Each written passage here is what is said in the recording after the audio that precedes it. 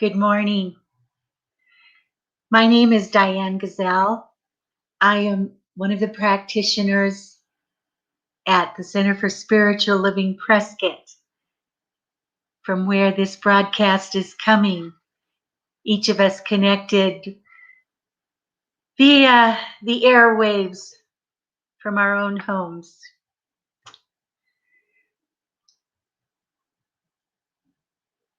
We are going to start this morning with our pre-service meditation. And so for this moment, I ask you to bring the focus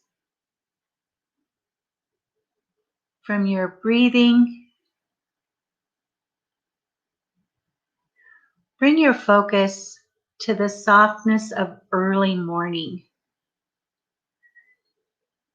the serenity of the pre-dawn quiet. A new blanket of snow covers the ground. In the crisp coldness, no sound of man nor nature breaks the stillness.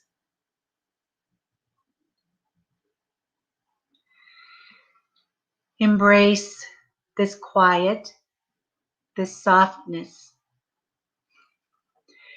Breathe in the stillness and hold it for a count of 4.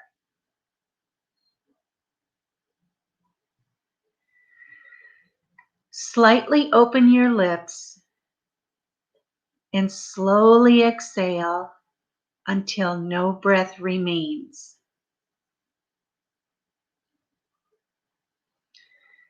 Again, take a long breath in through your nose and hold it for a 4 count. And slowly release the breath. Do this 2 more times and allow your breathing to return to its normal rhythm.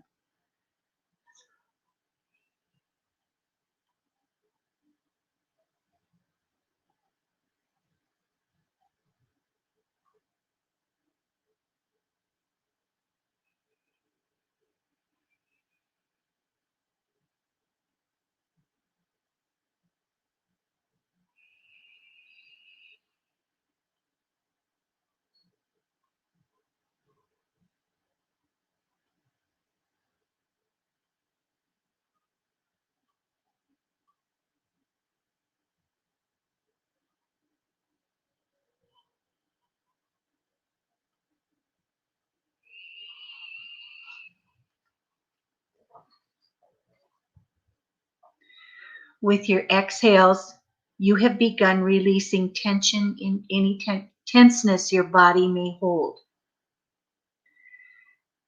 Feel your shoulders soften, your neck muscles relax. With your next exhale, allow any tension in the top of your head to release.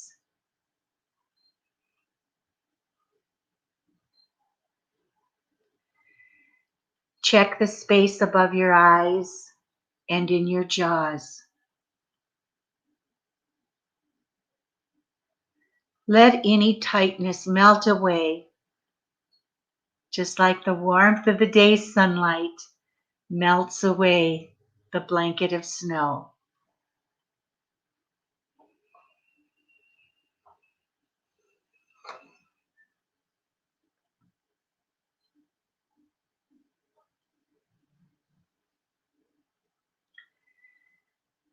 Just as you have been releasing any physically felt tightness, release any thoughts, any beliefs, any attachments that are no longer serving you.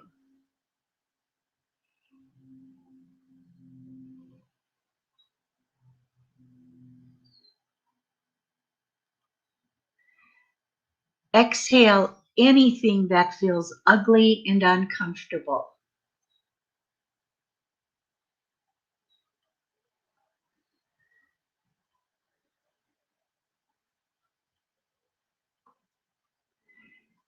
Picture the seed head of a spent dandelion. Imagine that to be any clutter yet remaining in your thoughts, your heart.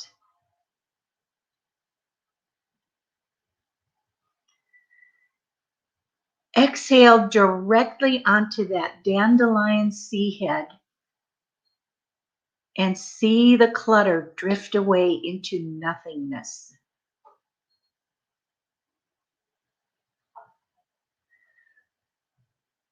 Do this again if any bits are yet sticking.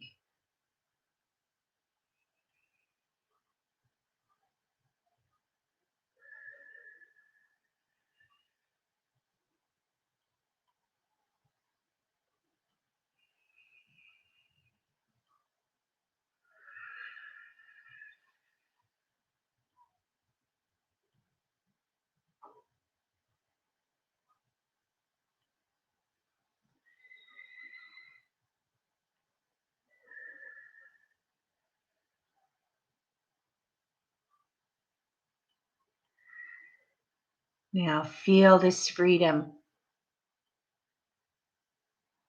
the lightness of your being.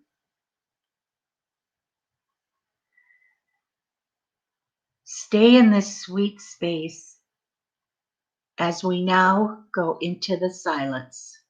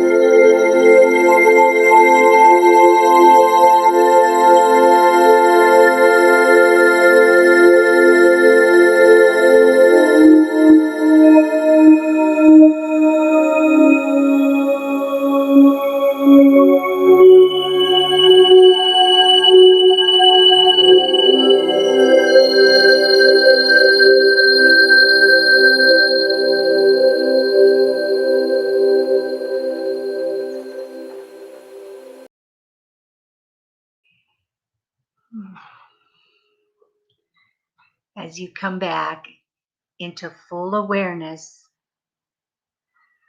recognize that you have given yourself a gift of love. You have given yourself the awareness to be open and receptive to all that is for your highest and best good.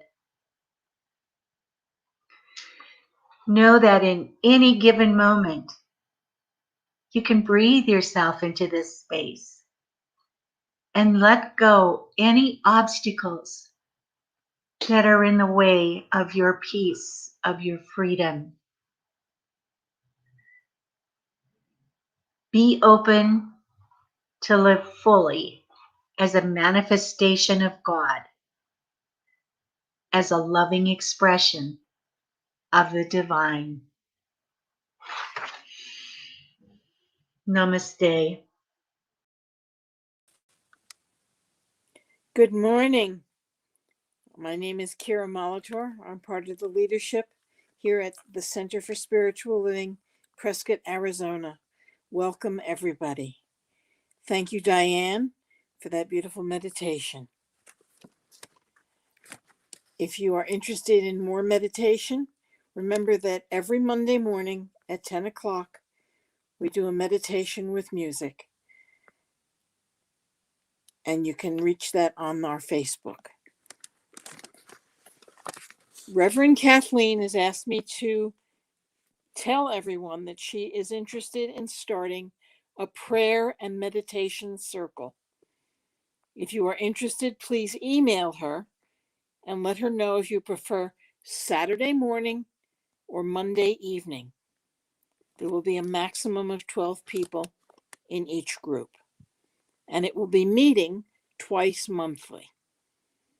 And speaking of circles, some of our circles are still ongoing. If you're interested, you can read about them online and you can join online. We welcome everyone.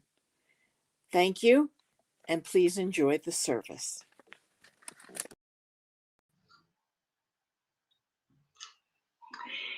Greetings to all of you from sunny Prescott, Arizona, where the brilliant sunlight is melting away all our newly fallen snow.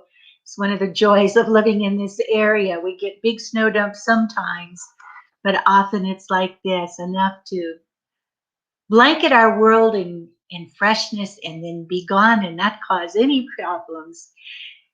Just like belonging to the Center of Spiritual Living Prescott is. At least it's sure that way for me, and I know it is for many, many of the rest of you. My name is Diane Gazelle. I'm one of the practitioners here, and it is my joy to be the practitioner of the day. We gather right here, right now, in loving acknowledgement that right where we are, God is. This divine love shines through all of us who are bringing this service into every space.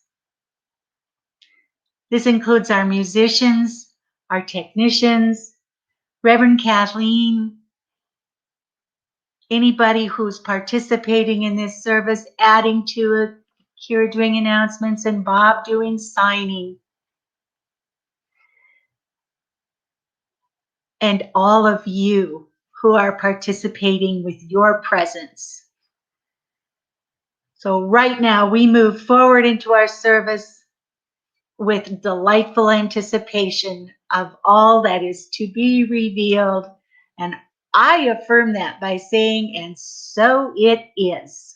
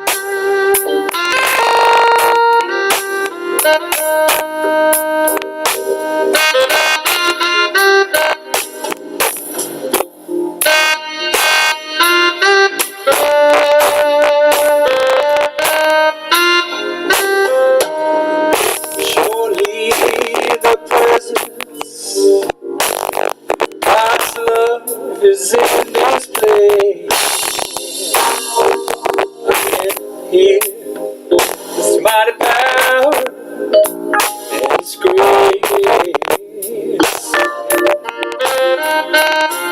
I can hear the brush of angels' wings. I see glory on each face. Oh, surely the presence of God's love is in this place.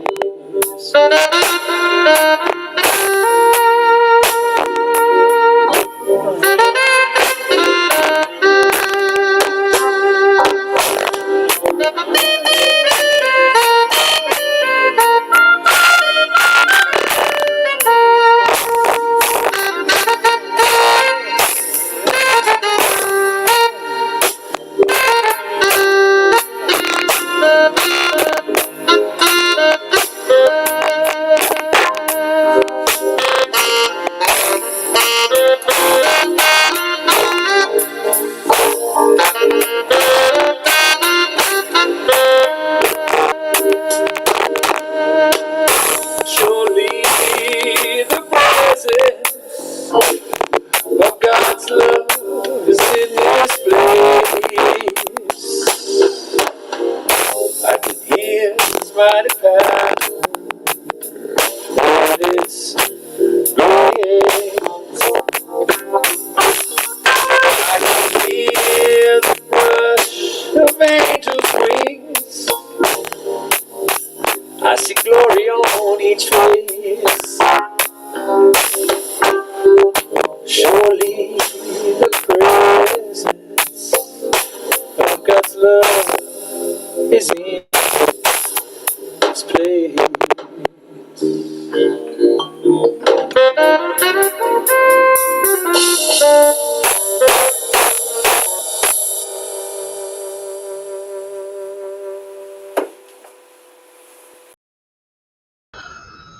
Good morning, everybody. My name is Reverend Kathleen Sibley. It is my joy to minister to you today. We're going to take a minute and get that little sound issue we're having taken care of, but it's only fair that everybody gets to hear Jackson as he really is. So we are here at the Center for Spiritual Living that is physically located in Prescott and absolutely exists all over the internet and all over the world. So you are welcome no matter where you're coming from, no matter what judgments you had about yourself this morning or whatever you're going through. Please just know that this morning you are entirely welcome here, just as you are and just as you are not. Because what we know is that we're all here by divine appointment. Now, we have a circle of licensed professional practitioners that help us feel that welcome from spirit by doing prayer requests or by taking prayer requests and doing prayer with us.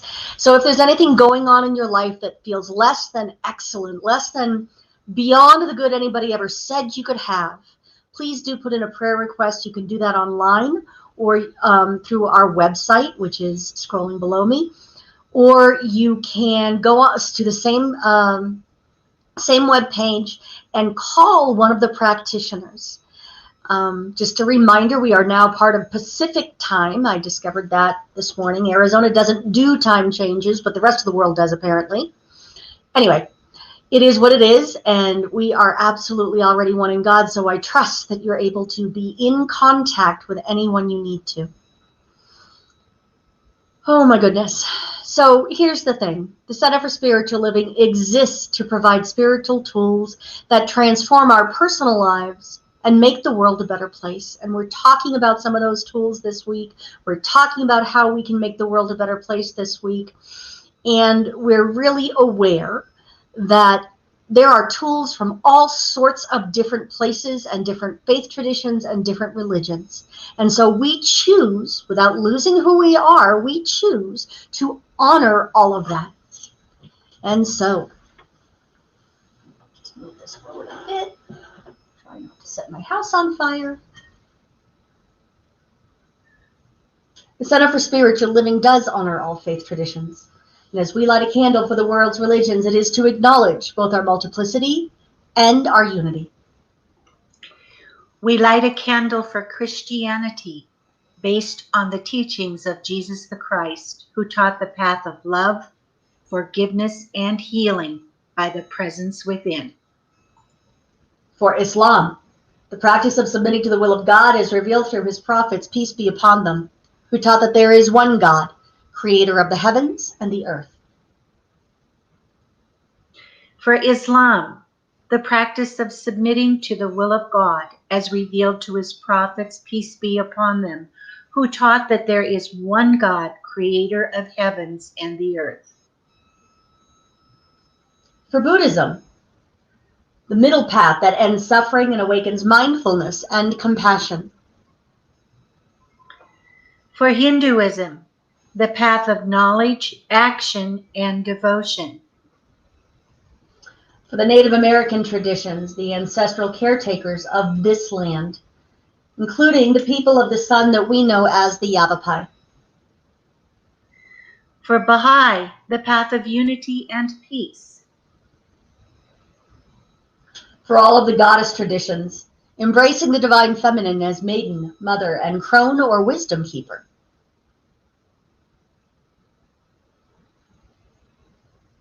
And for the science of mind, which is the philosophy of life that teaches that there is a power for good in the universe and we can use it.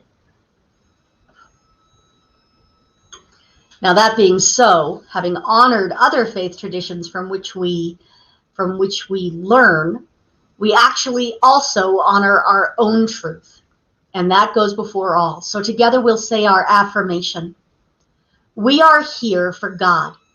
Our purpose is to express the nature of God as love, abundance, and joy in everything we do. The good we seek for ourselves is what we desire for all people everywhere. And so it is.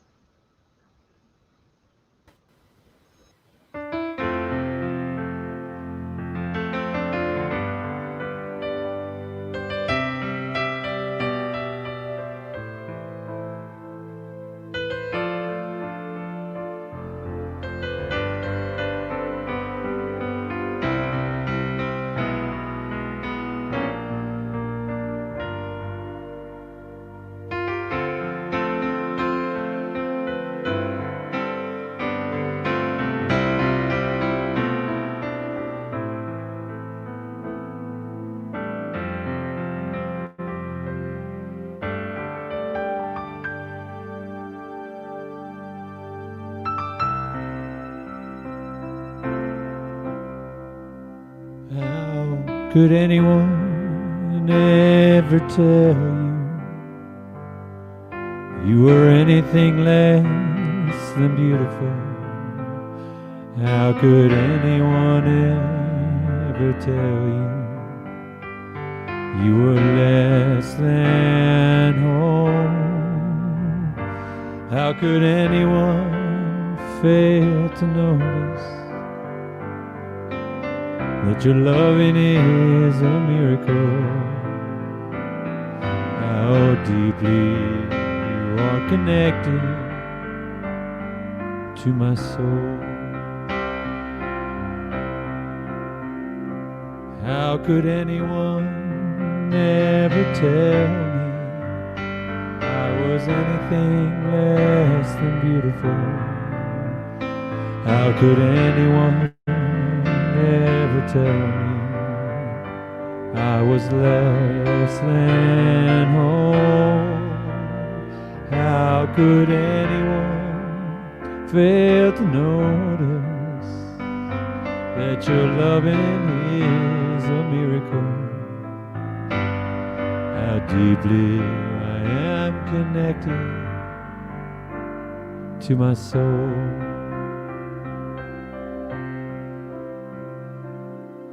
How could anyone ever tell us we were anything less than beautiful? How could anyone ever tell us we were less than whole? How could anyone fail to notice that our loving is a miracle? how deeply we are connected to our soul.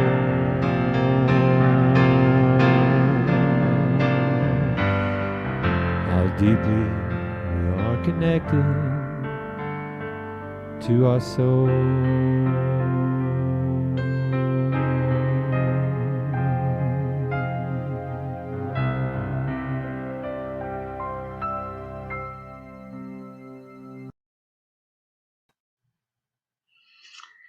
Ah,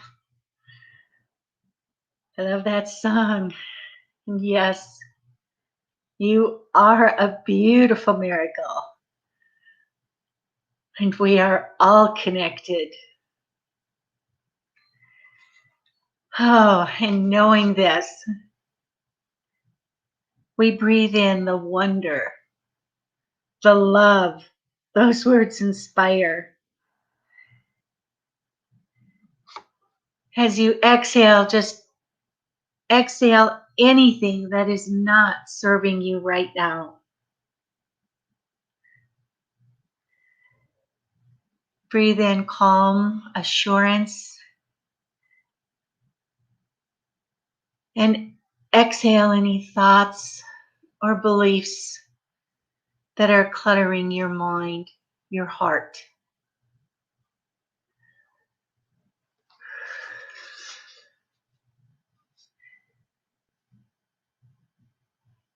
And through your breathing, release any tensions, any stress.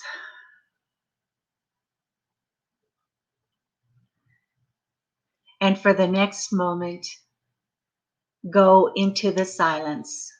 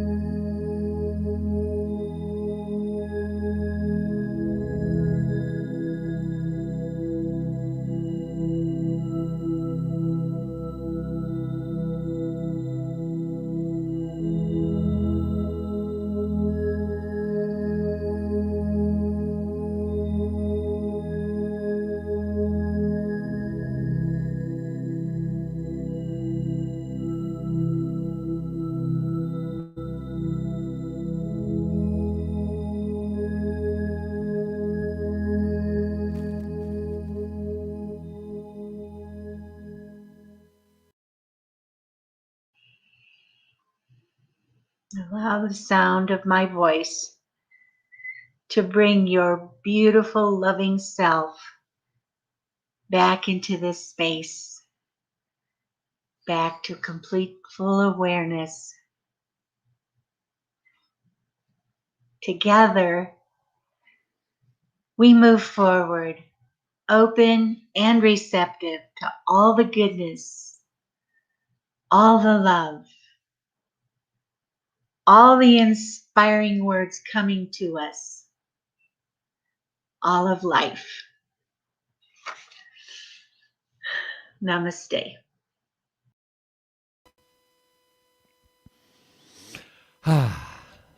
Always so good to see you, Diane.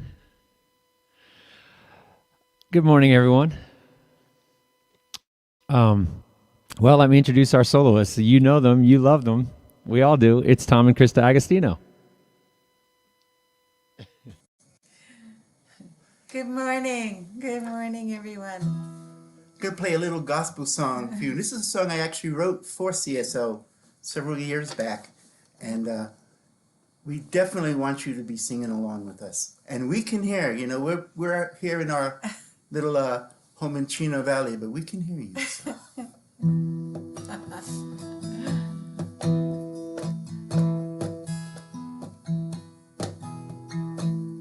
Night in the desert, no comfort inside.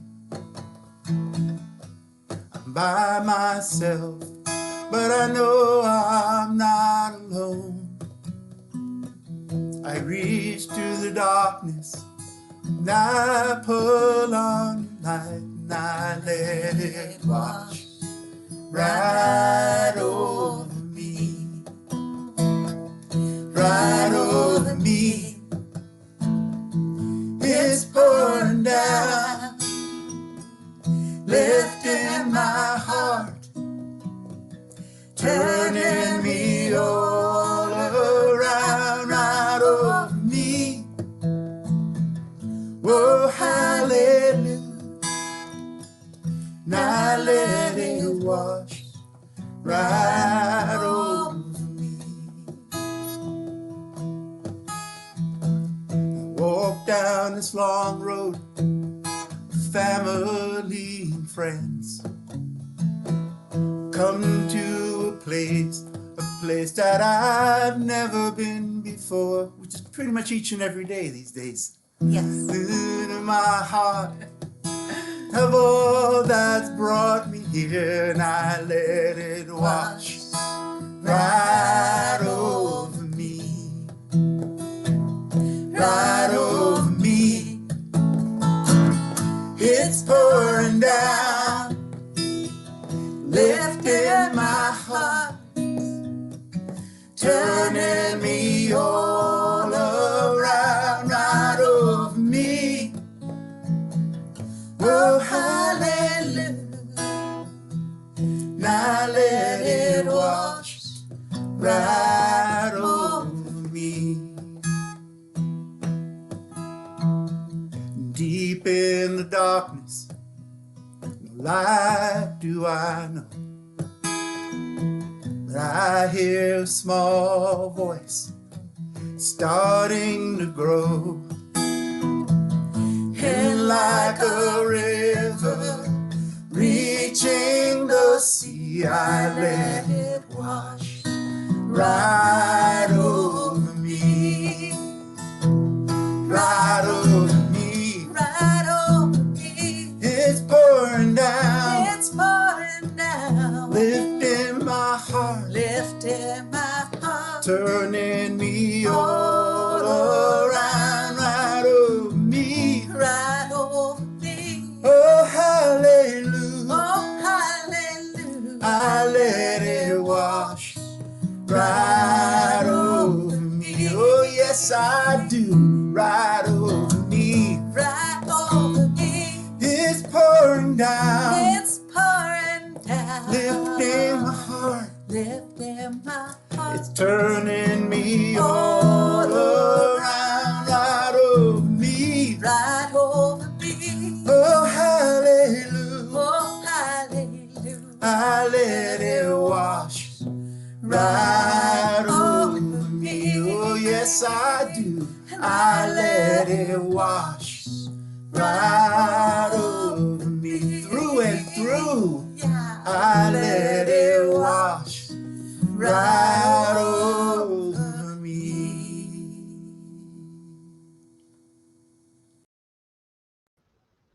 Oh my goodness. I love the image of letting the truth just wash over us, because that is what we do when we do visioning, which is what we're doing this month.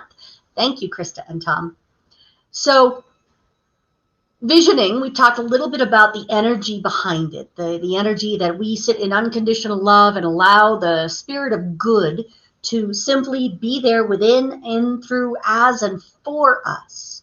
And as we allow that to wash over us and wash through us out into the world, one of the things that happens is that we learn through repeated practice what it feels like when we are in the flow, and what it feels like when what some people would call the ego has gotten out of check and is no longer doing its job and is trying to do everybody else's. I'm sure some of you have experienced that, where it just seems like all of a sudden you're fighting the whole world and nothing you're trying to do is working. That's when you're not in the flow. When you are in the flow, there's a constant checking in with that internal wisdom. So one of the things we do in visioning is there's a series of questions. First, we go into meditation. We get all comfy and loved up by the infinite good that is God. We get in touch with our own cosmic self. And then there are questions that are generally asked. And the first one is, of course, what is God's highest thought for this thing we're visioning about, for my life, for the center, for whatever, for the world that works for everyone? What is the divine, my cosmic highest self? What is that thought? What is that belief around what can be and what wants to be? So once we're in touch with that, and I know it sounds a little woo-woo, but it can be done. The next question is, what must I become, or what must we become in order to live that vision? So if I am somebody who is very afraid of money, and so I chase it off, somebody offers me a gift and I immediately give it away, or somebody offers me something good and I say, oh, no, I don't deserve that. In order to be the person living the vision of true prosperity that includes relationships that work all the time, fulfilling work, joy in everything, and a sense of mattering and giving to the community and to the world as a whole. That's true prosperity. But if I want to live the vision of true prosperity, I have to become a person who accepts good, who accepts compliments, who accepts that people love me. And so that is what the question, what must we become, means. It doesn't mean, how do I have to turn myself inside out in order to be good enough to live this vision? Okay, that's how I heard it the first time. It's amazing how much I can translate. Anybody else? How much I can translate a simple question like that. So the next question is, what do I need to get out of the way? It's kind of like cleaning out our spiritual closet. We have all of this stuff back there. How many of us really need 5 broken vacuums and clothes we haven't worn since high school, or, the pictures of us from high school that we actually also have online, stored digitally in 3 different places. And now we also have physical ones that actually we've never looked at. There are some books that were our undergrad textbooks that are no longer even accurate because we've learned more since some of us were in undergrad. Those things we can let go of. And in visioning, we do a version of that by looking at what are our habits, what are our thoughts, what are the ways we are in the world. Do I have a habit of declining gifts? Do I need to release the idea that I'm not worthy of good? Most of us do, at some level or another. Next, we say, what must I accept? Now that we've got all this great space in our spiritual closet, what wants to come in? What's been waiting to be put in there? What are the new thoughts and the new ideals and the new way of being in the world that I'm going to learn how to do in order to become a person who can live this vision? What must I accept in order to embrace the vision? And finally, we just do a quick check-in that says, what else is there to know at this time? Is there anything else, any little piece of information, any direction I should make the first step into that is part of the vision that maybe I missed in the beginning? Those are the questions of visioning. And on the outside, it looks like no big deal, right? It looks like I'm just going to have a session of basically sitting around and coming up with ideas. And that's why it's so important to start and end with the prayer and meditation part. And that's the part I'll be teaching in a prayer and meditation circle. Now, I'm willing to do the 2 different circles, Saturday morning and Monday night, if enough people sign up for it. And if you want to learn how to do this and learn to live in the flow so that life does get easier. Now, the challenging part of this process often is letting go of control. So that is the first thing we need to release. The idea that we have that while we may have good ideas, they may not be God ideas. I am willing to believe that whatever came up with the duckbill platypus is more creative than my little self. I'm still trying to learn how to do, painting furniture. And yet God came up with giraffe necks. Think about that for a minute. If that's not working for you, look at your knees. Who does that stuff? How do knees know how to bend in that direction? Why do they look so funny when you really, really focus on them? So what do we need to release? We need to release the idea that we're more creative than God, and we need to release the idea of control. Now, I am willing to admit that in our culture, at least in American culture, maybe not in your culture wherever you're watching this, surrender can sound like a dirty word. And yet what I'm asking you to do is surrender into your greatest self, your highest self.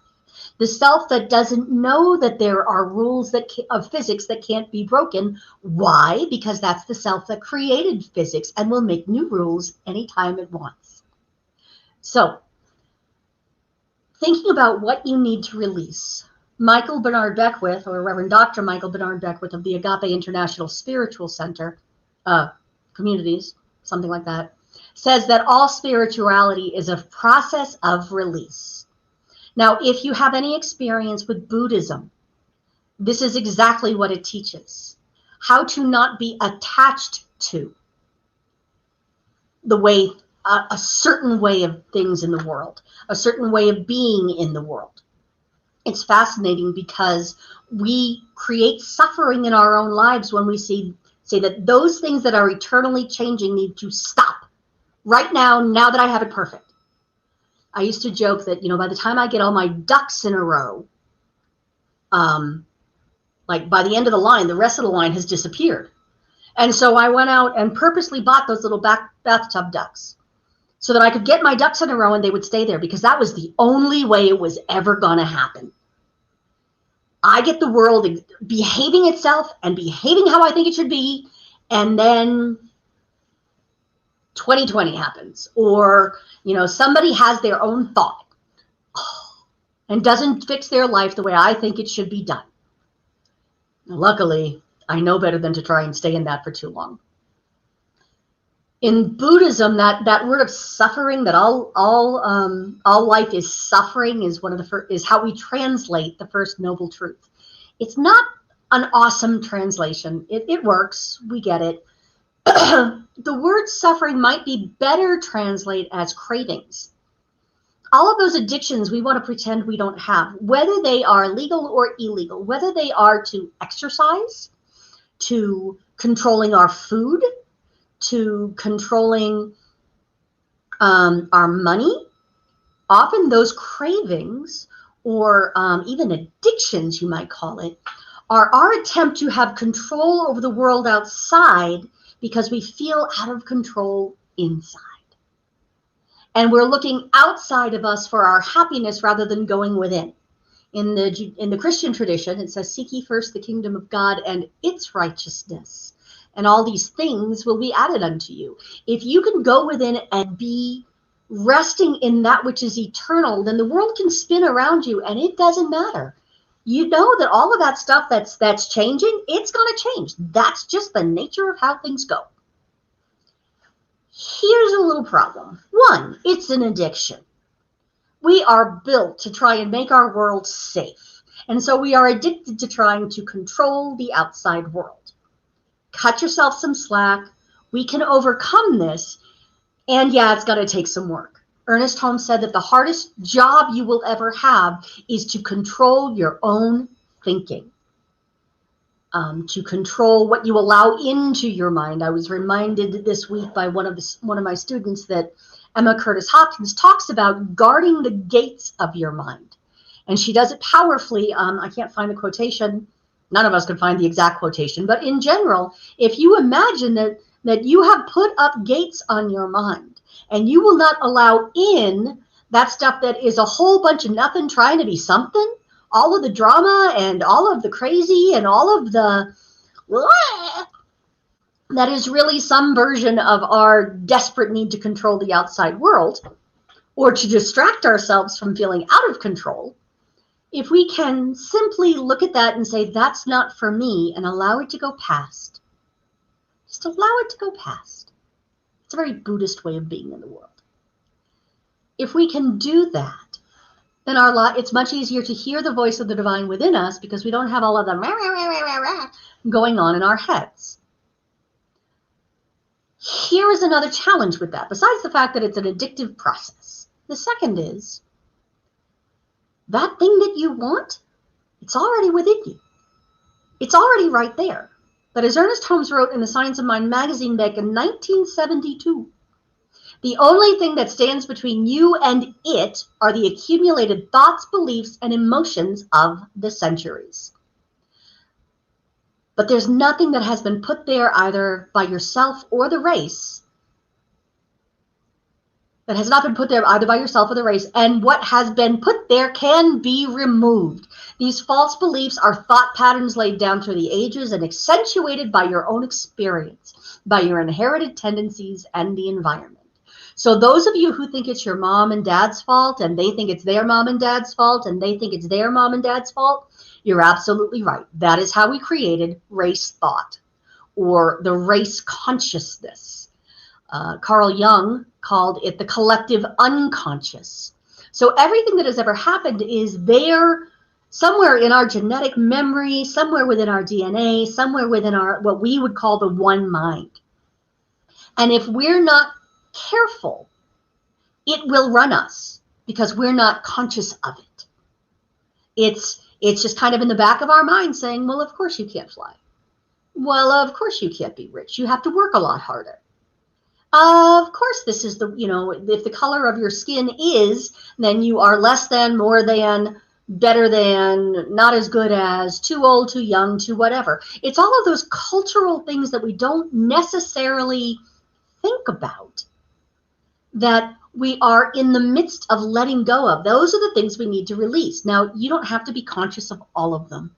When we do prayer, we simply say, I stand in the light, and everything that is not of the light goes back to the nothingness from which it came. That's a great phrase. I use it all the time. Go, I know you're all a whole bunch of wanting to get my attention, but you're not real. So I'm going to let you go. So race consciousness, or as the New Thought Dictionary published in 1942 says, the sum total of all human belief throughout the ages, race consciousness can mess with you. So there will always, the good news is, as a religious scientist, as someone who practices this, you will never run out of toys to play with in terms of unconscious beliefs. That's the good news, that's the bad news. So the question in envisioning becomes, what do I need to release right now? What's in front of me right now that is standing between me and living in this vision? I remember my friend Letitia, who was a master practitioner of something called Jinshin Jiu-Jitsu. It's a healing modality in which you do a laying on of hands. She taught her sister Amy how to do Jinshin. Amy liked to play sports. And there was one week Amy was playing softball, and I don't mean little polite t-ball softball. I mean full out, come sliding into base, and her entire leg was multicolored, beautiful hues of greens and blues and reds. And oh my gosh, it was a mess. Poor Amy was in pain. And the way Letitia told me the story, she taught her the acu-touch or the acupressure in order to heal that. So she put her hand on the bruise and her other hand on whatever the other meridian was. And she did it. And it worked. But she forgot to tell Amy to move her hand around and heal the whole bruise. So there was this big old bruise with a handprint of healed skin right in the middle. I'm not even kidding. Part of what Amy figured out was she had a great story about sports. She had a great story about sliding into the base. And she wasn't willing to release that story. And so, yes, of course the healing worked, but it didn't hide the whole bruise. So she got to keep the story, which means she got to keep the accompanying pain. So when we talk about releasing, there's often some little story going on in the back of our mind that we need to sit with long enough to hear the whole story so that we can release it. You know, the human brain is just so funky and complicated and interesting, and it's the coolest toy on the planet. And human consciousness is that times a bajillion. So my question to you is, if there's anything going on in your life, what's the story you need to release? If there's something that is going on in your life that has you feeling like you're not in that flow of perfection, I would ask that you put it in the comments right now. Doesn't have to be, your deepest, darkest secrets. But if there is something going on in you, whether you're mad at somebody and you need to forgive them, whether you're so busy trying to control money that it just feels like you're getting tighter and tighter and tighter, and your financial muscle is in spasm and now it's stuck. What things might you need to release? Are you willing to sit with the story until you can hear the whole thing of what you're not willing to release yet? Because if you're not, that's okay. You'll get to it or not. Maybe it's still serving you somewhere. So if you have that going on, please put it in the comments now, and I'll see what's going on with that. So, in the meantime, there was a question in the comments about the reopening of the center, and that has been what I've been visioning on all week. And I can only speak to it's a board decision. So there are many different factors that need to be considered, and I have not considered all of them yet. That is why we talk about these things at the board meeting. So the next board meeting is on the 28th. It's at noon. If you want to attend and listen and be part of the conversation, then definitely be there. But what I'm learning about myself and some of the beliefs I've been holding are that, one, the center is the physical building. That if we're not at the center, somehow we are not a community. Now, I don't hold that consciously, but I'm finding little bits and crumbs of it in the back of my mind. That if we don't have a full parking lot, or in our case, parking lots now, that somehow this is a failing community. That's an old standard of success that I am currently releasing. One of the challenges of getting back into the building is that we simply don't have the internet capability yet. And so I am in prayer, and I ask you to hold in prayer that we have real internet capability like now. I know that it is not mine to do because I've spent hours just this week trying to figure out ways to force it to work. And we have revisited this stuff for the entire time I have been the minister here. So for at least 10 years, we have banged on the pipes of our internet, there's a bad analogy, trying to make it go faster. I am not in control of that. It really depends on when they start building the hospital across the street from us so that we can get hooked up with cable internet, or something like the new Elon Musk thingy gets set up, or when we have 5G up here. Now, I have to release, this is me personally showing myself as an example of trying to stumble through this process. I have to release the belief that I have control over that, or that not having control over that means something about this community.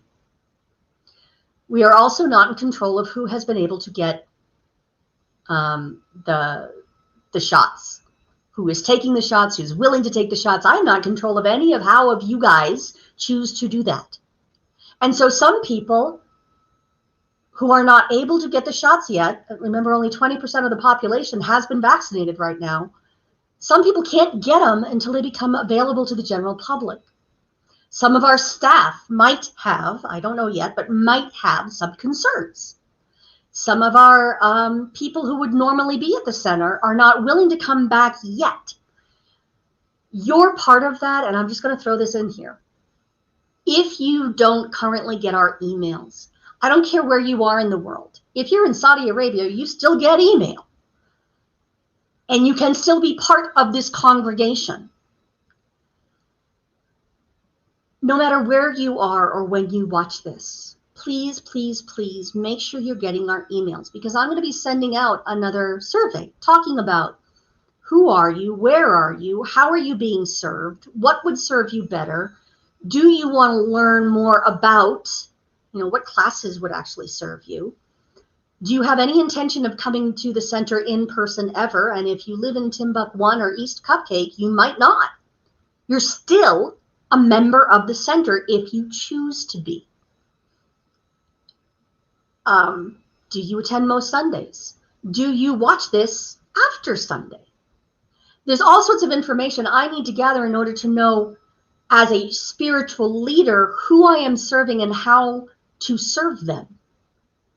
If you're never going to show up at the center, then I need to find a way to create, or not I, see, control issues.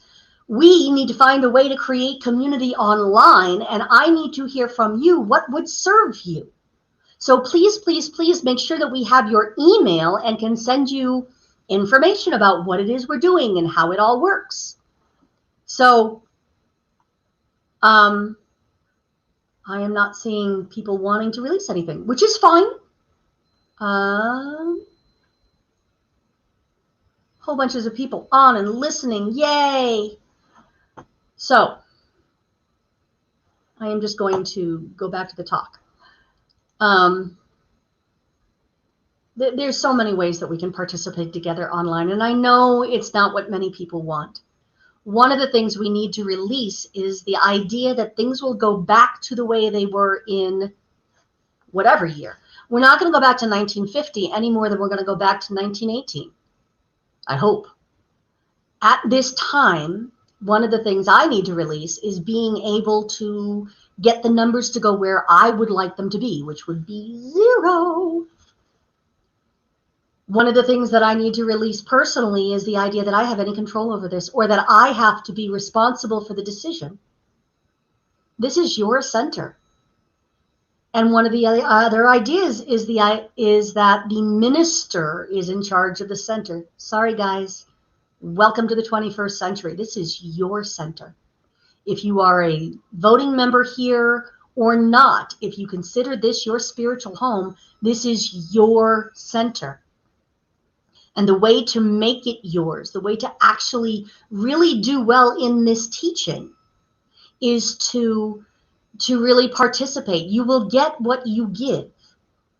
If you log on at 3 in the morning and forget by 3:01 anything you just heard, then I'm not really thinking I'm doing you much good, nor is this teaching. But if you log on anytime you want to and start using these principles that are taught here, if you become involved with people here at whatever level you're comfortable, whether it's one of the circles we do, and by circles I mean a group of people who get together and talk real conversation, or you take a class and learn how to pray in such a way that it really does work for you, or how to think critically about your relationship with the divine, however you want to do it, that is entirely up to you. What I am calling forth now, what I am claiming as my vision, is a fully active congregation, only a small part of which actually lives in Arizona.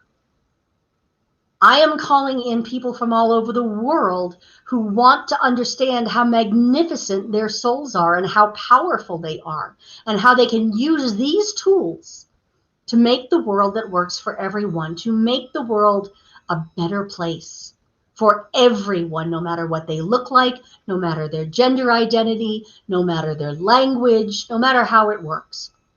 You'll get a bigger taste of that vision next week. But in this moment, I'm calling forth all of us to release the idea that our voice somehow doesn't matter, and to accept in its place the idea that we are speaking with the word of truth. The very voice of God is speaking through each and every one of us to create this community, the city on the hill, the shining city that happens in so many different forms. And so we're going to go to prayer right here and now, calling forth that truth. And so whatever prayer looks like for you, I ask you to settle yourself mentally and physically into that state. Close your eyes, sit up straight, take a deep breath, whatever works for you. or just, put down your coffee. It's up to you. Because in this moment, the divine is. The infinite spirit of life is fully present. It is right here, right now, in, through, and as all of us. It is expressing itself as all of us. It is every single cell in my body. It is the sentience in every sentient being that is now, ever will be, or ever has been. That infinite love that accepts all of itself as all of us, with our differences and similarities, with our blind spots and our beautiful souls, all of that is God, and all of that is here and now.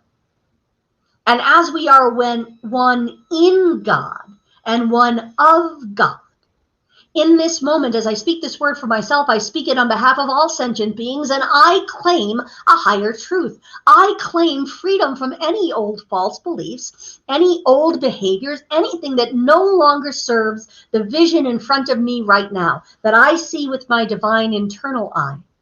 This vision of a world that works for everyone, this vision of a center in which people are heart and soul involved. People are being served. People are learning about their own magnificence. People are learning about the magnificence of every single neighbor. And so whether that is online or in person, whether that is today or next week or in a year, all of it right here, right now is the infinite truth of us as pure and perfect love. And this word right here, right now has power. It is now the law unto which that I have spoken. It is the law of cause and effect. I have set a cause in motion by claiming absolute, pure, and perfect good for the thing that we know as the Center for Spiritual Living, that is based physically in Prescott, Arizona, whose center is everywhere and circumference is nowhere. This time, this place, right here, right now, within the mind of God, there is a shining idea, and I claim it in form right now. And my grateful heart simply rests in the absolute truth that the law has already gone to work. It's like the law of gravity. It doesn't wait. It is now. And right here, right now, I give thanks that all of these words are already taking form in physical expression for all of us to experience. I bless and celebrate that. I know it is the truth of us. And so I release this word of power to the law, that it may be made into form. I call it all good and very good, blessing it all. And so it is.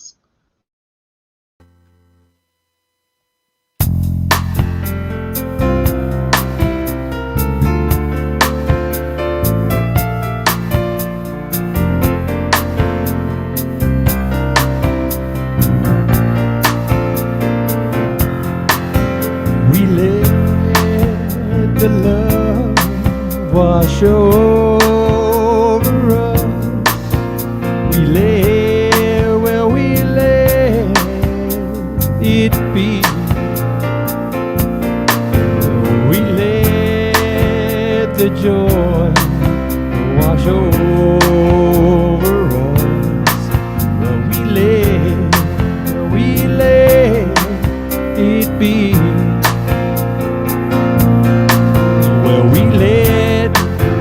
The grace wash over us. Will we let it be? We let the love wash over us. We let it be.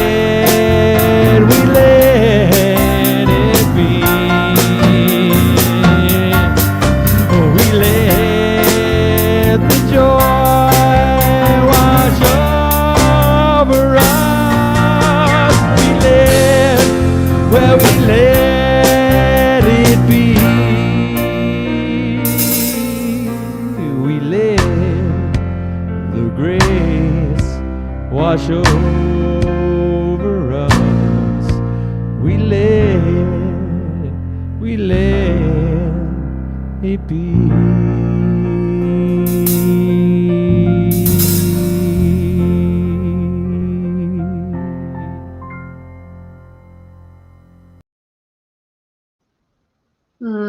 and letting that be, letting our joy and our grace and our good wash over us. We also allow our financial good to wash over us through every aspect of our life, our body, the bodies and the bodies of our affairs, to wash out back into the world. So if this center, if this broadcast serves you, please know that it belongs to you and it is yours to support. And so this is the time we contemplate our tithes and offerings. Maybe you're actually going to go put something in the mail. Maybe you're going to go online or text right now and set up preferably an ongoing gift, but whatever gift feels right in your heart. This is how we tell the universe that this serves us and we want more of it, that this is your center and you're claiming it. So I ask you to take that gift and hold it over your heart, even if it's something that is in your consciousness but not your hand. And we'll do the dedication of the offering as we do every week. Divine love in and through me blesses and multiplies all that I have, all that I give, and all that I receive. Thank you, life, and so it is. And thank you, Tom and Krista, for coming back again. Hey, this is a song I'm going to play. It's another gospel song, so we definitely need you to sing along with us. And we did hear who sang, and you'll be getting messages from us, little notes in your consciousness. But this is a song I wrote years back on a little island off the west coast of Canada. And it's interesting for all you musicians out there, there's only two chords in this song. But as a good friend of mine once said, you only need one chord, Lord.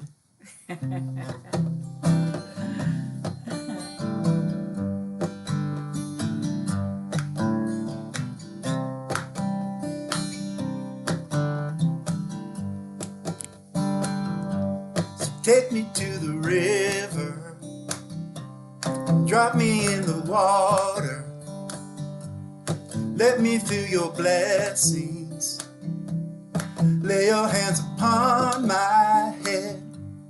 Take me to the river, and drop me in the water, let me feel your blessings, lay your hands upon my head. Today the day broke golden, sing glory, hallelujah. The angels come a-calling, just to see how you are.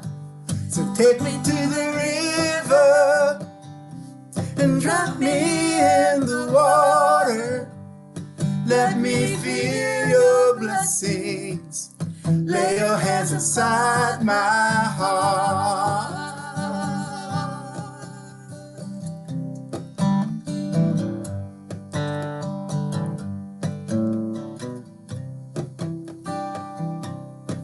And here we go again.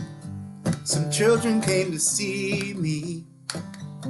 They asked about tomorrow.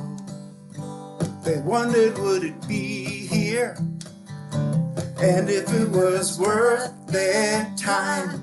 There's so much I could tell them, but still they just have to find it out. But I wish that I could reach out and take all their hurt away. So take me to the river, and drop me in the water, let me feel your blessings, lay your hands upon my head. Take me to the river, and drop me in the water, let me feel your blessings, lay your hands inside my heart.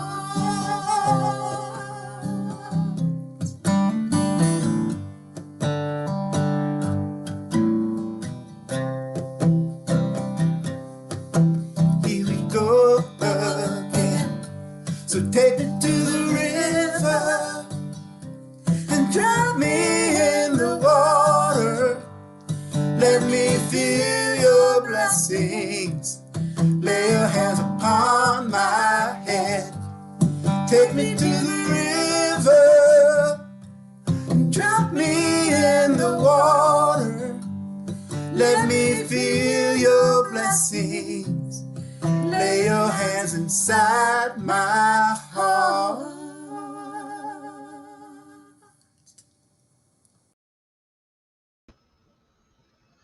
That's beautiful. Absolutely.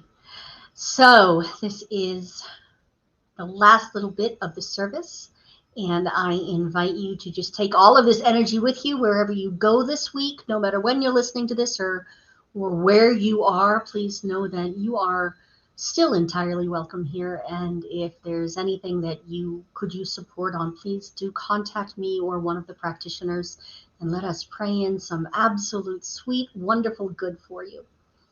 So this is also the point in our service where we do our benediction and sing our way out with the peace song. And our benediction is meant to be said with great amounts of gusto. So if you need to stand up and scare the cat, then do what you got to do. Okay? Something wonderful is happening through me right now. It's happening through my mind, my body, and my affairs. I think it, I believe it, I feel it, I know it, I accept it. Thank you, life.